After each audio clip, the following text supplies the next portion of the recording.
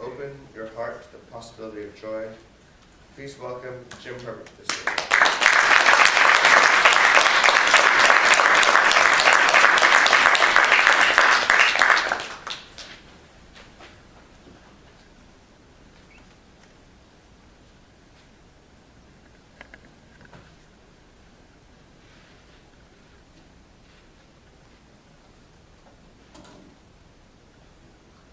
Imagine that scene playing out in your life, day after day, again and again, over and over again.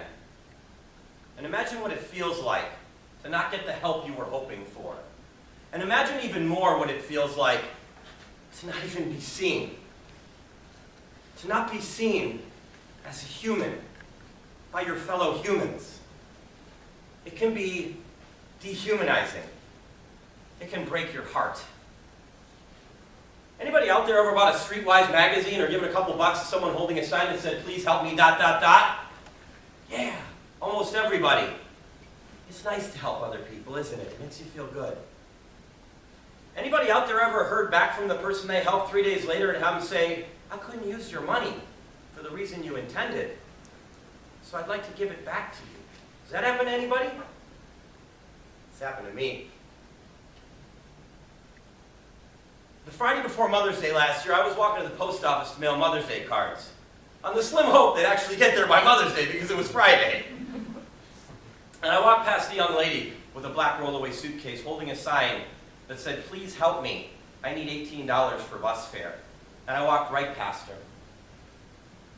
But the whole time I was in the post office, there was this voice in the back of my head that was saying, "That one was different. You should have done something. You should have said something. You should have asked her something." And I found myself hoping the entire time I was there that she would be still there when I left. And mind you, I was at the post office, so that could have been a minute or 30. I have no control of that. But to my great good fortune, she was there when I went back. So I walked up to her and I said, "Where are you going?" And she said, "California." And I said, "Why?" And she said, "To find my family." And I said, "Who are they?" And she said, "I have no idea." Our conversation continued, and I came to find out that she was born with 5 brothers and sisters into a family with abusive alcoholic parents. And at one point, DCFS came in and they took all the kids out of the home and put them in different homes.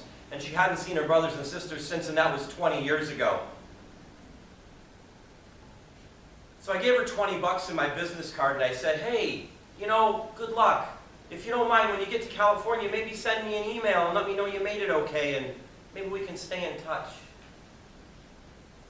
And sure enough, then 3 days later, I got that email that said, "Hi, Jim, this is Kelly. I'm the girl you helped on the streets." I went to the Greyhound station to change my bus ticket, but I found out that it had expired. So the money that I saved begging to use it, I lost. I didn't think you should lose your money, too. Would you like it back?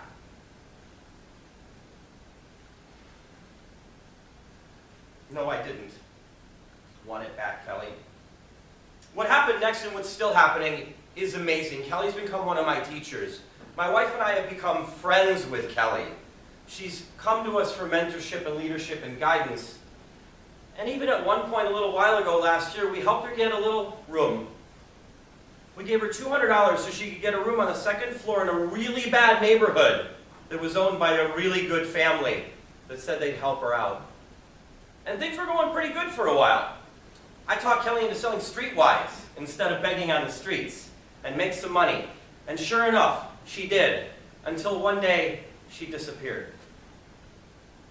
And about a month later, I got an email that said, "Hi, Jim, this is Kelly. Sorry, but I'm in a hospital in Rockford. One day after selling magazines, I got jumped and beaten and robbed, and they took the magazines and my money and the books you gave me to read. But don't worry about me. I'll be okay. I'm going to get back to Chicago, and when I do, I'm going to find a way to get you that $200 back." And she made it back to Chicago. She did. And she got into that room again. And things were going okay for a month or two, until she disappeared again. And then I got an email that said, "Hello, Jim, this is Kelly. Sorry I've been out of touch.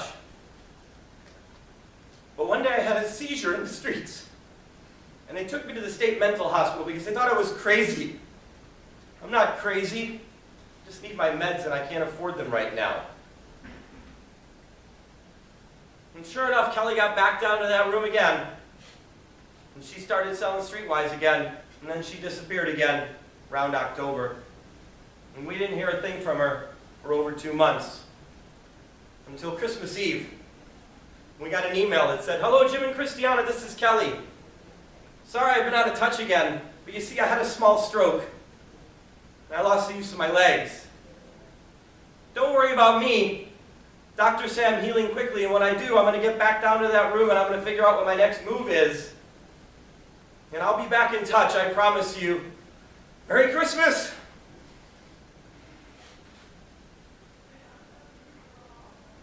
At that point, we knew.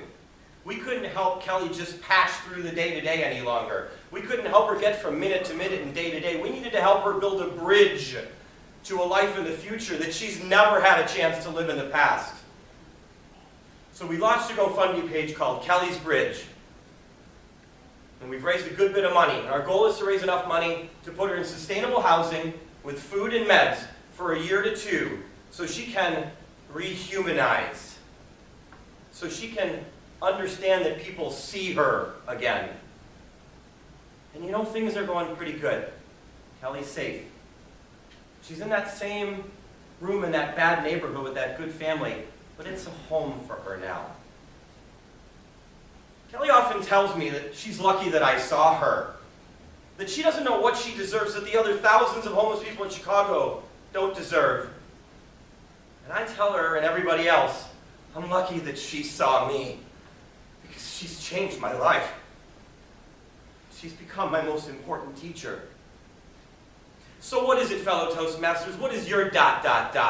What were you put on this planet in this lifetime to do and go out and help with? And if you're already helping, maybe you can help a little bit more. And when you do, open up your mind to every possibility. And open up your wallet when you can. But most importantly, open up your heart.